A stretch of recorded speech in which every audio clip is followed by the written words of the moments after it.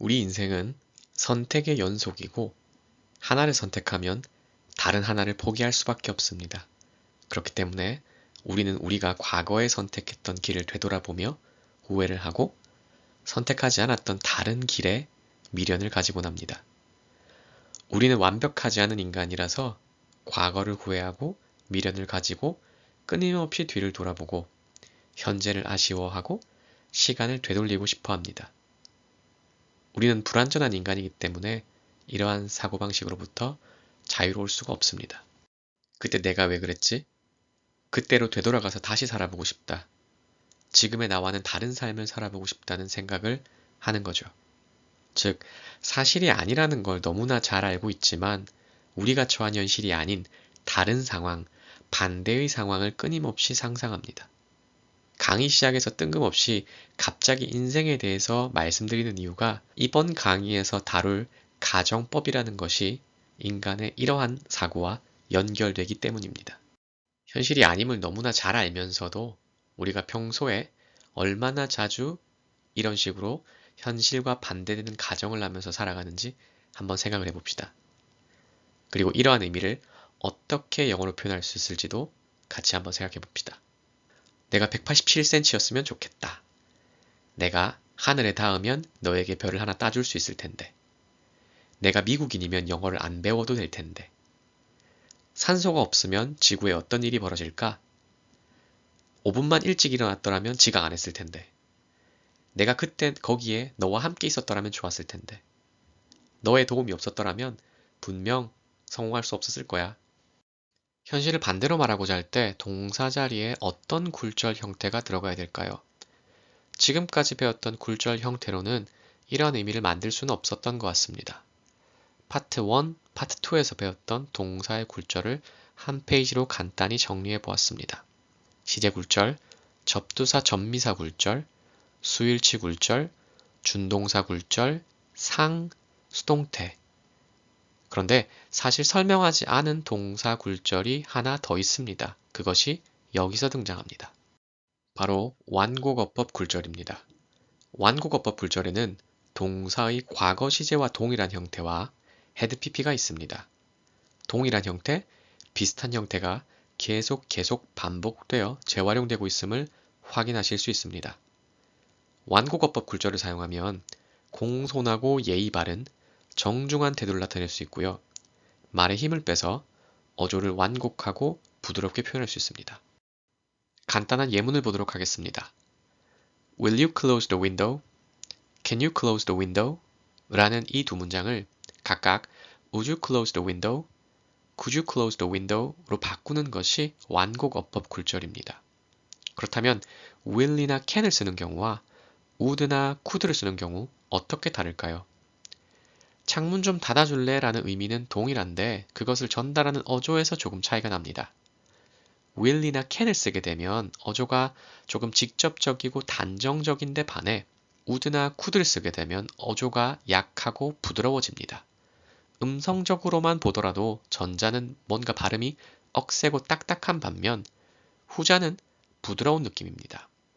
그런데 여기서 주의하셔야 될 건 would나 could가 각각 will과 can의 과거 시제 형태와 동일하다고 해서 의미가 과거인 것은 아니라는 겁니다. 현재 의미를 나타내고 있습니다. 그렇다면 이러한 완곡어법 굴절이 현실과 반대로 말하는 것과 무슨 관련이 있는 걸까요? 현실이 아니라는 걸 본인이 잘 알고 있으면서도 현실과 반대로, 현실과 다르게 말한다는 건 어조를 약하게 하고 말에 힘을 빼야 된다는 것을 의미합니다. 어조를 약하게 하고 힘을 빼서 말함으로써 지금 내가 말하고 있는 건 주어진 현실이 아니라 현실을 반대로 현실과 다르게 말하고 있는 거야 를 표현하는 거죠. 결론은 주어진 현실과 반대로 말하려면 어조를 약하게 해야 되기 때문에 완곡어법 굴절을 이용해야 된다는 겁니다. 앞에서 봤던 문장들을 다시 보도록 합시다. 바꿀 수 없는 결정된 현실, 주어진 현실이라는 건 크게 현재와 과거로 나눌 수 있을 겁니다. 그래서 위의 문장들은 결국 현재 반대, 과거 반대 두 가지로 나눌 수 있습니다. 현재를 반대로 말하려면 완곡어법 굴절을 통해서 동사의 과거 시제와 동일한 형태를 이용하면 됩니다. 내가 187cm였으면 좋겠다. I wish I were 혹은 I wish I was 187cm. 내가 하늘에 닿으면 너에게 별을 하나 따줄 수 있을 텐데. If I could reach the sky, I would pull one star down for you. 내가 미국인이라면 영어를 안 배워도 될 텐데. If I were 혹은 If I was American, I wouldn't need to learn English. 산소가 없으면 지구에 어떤 일이 벌어질까? What would happen to Earth if it were not for oxygen? 과거를 반대로 말할 때는 완고거법 굴절의 had PP 형태가 사용됩니다. 집을 5분 더 일찍 나섰더라면 지각 안 했을 텐데. If I had left home 5 minutes earlier, I wouldn't have been late. 너의 도움이 없었더라면 나는 분명 성공할 수 없었을 거야. If it had not been for your help, I wouldn't have made it.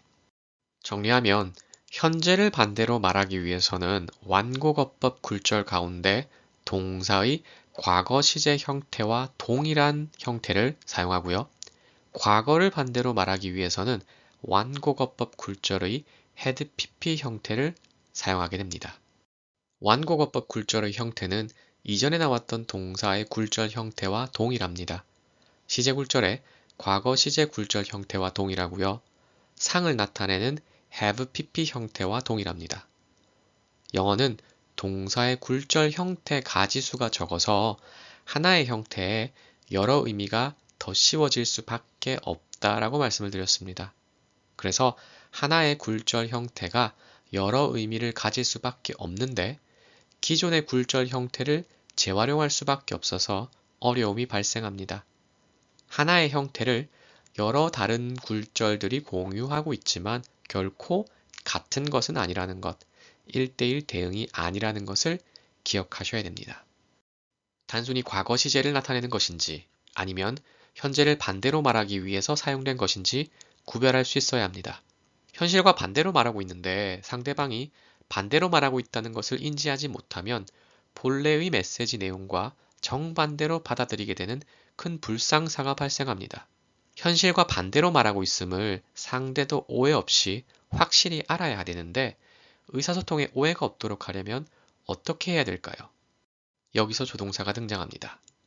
눈앞에서 펼쳐진 현실이 아닌 머릿속에 있는 내용을 말하는 방법은 조동사를 이용하는 것이다 라고 말씀드렸습니다. 이미 정해진 현실과 반대로 얘기한다는 것은 머릿속에만 존재하는 것을 말하는 것이므로 필연적으로 조동사가 사용될 수밖에 없습니다. 그리고 조동사도 역시 완고거법 굴절에 적용을 받습니다. 현재를 반대로 말할 경우 would나 could와 같은 조동사의 과거 시제 형태와 동사 원형이 사용되고요. 과거를 반대로 말할 경우 would나 could와 같은 조동사의 과거 시제 형태와 have pp가 사용됩니다.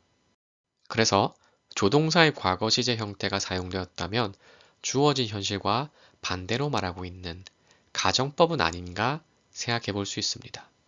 그러나 조동사의 과거 시제 형태가 사용되었다고 해서 반드시 현실을 반대로 말하는 것이라고는 할 수 없습니다. 동사의 완고거법 굴절과 조동사가 시실과 날실처럼 복잡하게 얽혀있는 내용을 조금 더 살펴보도록 하겠습니다. 머릿속에 존재하는 의미인 추측을 나타낼 때 서로 다른 조동사를 사용해서 추측의 강도를 다르게 표현할 수 있습니다. He must be late. 그는 틀림없이 늦을 것이다. He may be late. 그는 아마 늦을 수 있다. 그런데 조동사 may가 완고거법 굴절을 일으켜서 과거 시제 형태 might가 사용이 되면 추측의 강도는 더 약해집니다. He might be late. 그는 늦을지도 모르겠다. 현재나 미래에 대해서 추측을 하려면 조동사 과거 시제 형태 뒤에 동사 원형이 옵니다. 그런데 현재나 미래를 추측하는 것 외에도 과거에 대해서도 추측하는 것이 가능합니다. 과거에 대해서 추측하는 말을 하기 위해서는 조동사 뒤에 have pp가 옵니다. He must have been late. 그는 틀림없이 늦었을 것이다. He may have been late. 그는 아마 늦었을 것이다. 마찬가지로 may가 완고거법 굴절을 일으켜서 나온 might가 사용이 되면 추측의 강도는 가장 약해집니다. He might have been late. 그는 늦었을지도 모르겠다. 그런데 이 경우는 추측이지 현실을 반대로 말하는 것이 아닙니다. 정리하면 would, could, might와 같은 조동사의 과거 시제 형태와 동사 원형이 사용될 경우 현재 반대 또는 현재 미래에 대한 추측을 나타낼 수 있습니다. 현재 반대는 사실이 확인된 반면에 현재 미래에 대한 추측은 사실이 확인되지 않았습니다. 두 번째로 would, could, might와 같은 조동사의 과거 시제 형태와 have, pp가 사용될 경우 과거 반대를 나타낼 수도 있고 과거에 대한 추측을 나타낼 수도 있습니다. 과거 반대의 경우 사실이 확인된 반면 과거에 대한 추측은 사실이 확인되지 않았습니다. 기본 영어 파트 3의 마지막 강의에서까지 계속 강조해 드립니다. 하나의 형태가 하나의 의미와 기능만을 가지는 것이 아닙니다. 즉 1대1 대응이 아니라는 것을 항상 기억하셔야 됩니다. 동일한 형태라고 할지라도 과거 반대를 말할 때 사용될 수도 있고요. 과거에 대한 추측을 말할 때 사용될 수도 있습니다. 과거 반대, 과거에 대한 추측, 말이 비슷해서 동일하게 느껴질 수도 있지만 전혀 다릅니다. 과거 반대라는 건 사실이 아니라는 걸 이미 잘 알고 있는 상태에서 과거 사실을 반대로 말하는 겁니다. 그렇지만 과거에 대한 추측이라는 건 말 그대로 추측이라서 과거를 알고서 확인하고 난 뒤에 말하는 것이 아닙니다. 둘은 엄연히 다르기 때문에 구별하셔야 됩니다. 이전 강의에서 개별 품사에 대한 미시적인 이해를 넘어서 거시적인 관점으로 덩어리를 학습하는 것의 중요성에 대해서 얘기를 드렸습니다. 현실을 반대로 말할 때 문장의 동사 자리에 사용되는 동사 형태가 어떻게 되어야 하는지 이해하는 것도 물론 중요한데 그것에 매몰되는 것이 아니라 가장 활용도가 높은 말을 덩어리째 패턴화해서 그것을 익히는 것이 훨씬 더 여러분 영어 실력에 도움이 되실 겁니다. 내가 무엇이라면 좋겠다. I wish I were. 내가 무엇을 가지고 있다면 참 좋겠다. I wish I had. 내가 무엇을 할 수 있다면 참 좋겠다. I wish I could. 무엇이 없다면 if it were not for. 내가 뭐뭐였었다면 좋겠다. I wish I had been. 내가 무엇을 가지고 있었다면 좋겠다. I wish I had had. 내가 무엇을 할 수 있었다면 좋겠다. I wish I could have. 무엇이 없었다면 if it had not been for. 우리는 평소에도 이런 식으로 굉장히 자주 말을 합니다. 우리가 이런 식으로 자주 말을 한다면 영어권 사람들도 이런 식으로 굉장히 자주 말하지 않을까요? 이 강의를 끝으로 기본 영어 수업을 마치도록 하겠습니다. 기본 영어 수업 파트 1, 파트 2, 파트 3에서는 제가 최대한 중요한 내용들을 자세하게 설명해 드리려고 했습니다. 미시적인 관점에서 문장이 어떻게 구성이 되고 왜 이런 식으로 구성될 수밖에 없는지, 왜 이 내용 뒤에 이 내용이 나올 수밖에 없는지를 납득하시고 난 뒤에 영어를 계속 공부를 하시면서 덩어리를 학습하는 것이 훨씬 더 효과적이라고 생각했기 때문입니다. 실력이 어느 정도 쌓인 뒤에는 이제 앞으로는 한 단어 한 단어에 매몰되시지 말고 조금 더 넓은 시야로 여러 단어를 한 번에 덩어리째로 보는 것으로 관점을 전환해 주시길 바랍니다. 여러분의 영어 실력 향상에 많은 도움이 되었길 바라면서 강의를 마치도록 하겠습니다. 수고하셨습니다.